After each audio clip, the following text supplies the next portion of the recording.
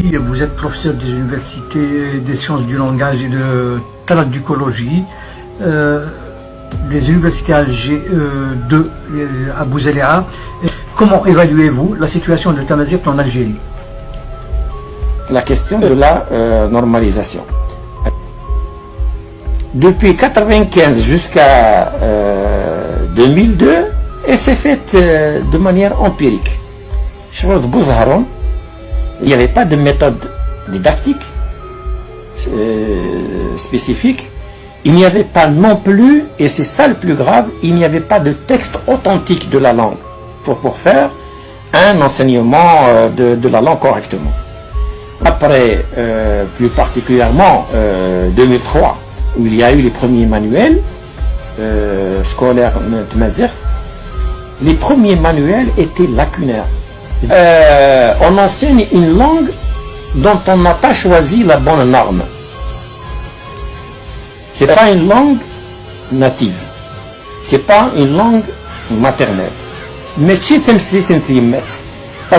donc Tamazight, c'est un concept abstrait qui relève, on peut dire, d'une construction mythique. Parce que Medden, ils se sont trompés de combat. Les militants étaient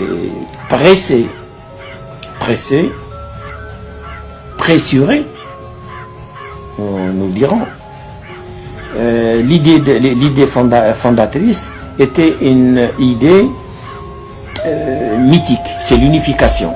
Et ça a posé des problèmes. D'abord, j'allais dire, les planificateurs linguistes, la normalisation, c'était pas des grands linguistes. C'était pas non plus des gens qui étaient savants dans le domaine. Le côté militant prenait le pas sur le côté scientifique. Donc l'enseignement était mal fait.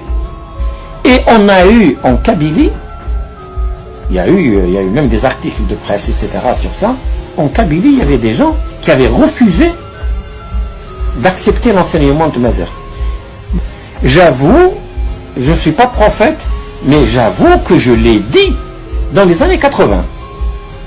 J'ai été étonné en 90, mars 90. J'ai publié un article dans un colloque sur les dialectes à Oran, les dialectes algériens à Oran, où j'ai dit les grandes erreurs qu'il faut éviter, c'est d'essayer de créer une langue unique, parce que ça va être une langue froide, où les gens ne se...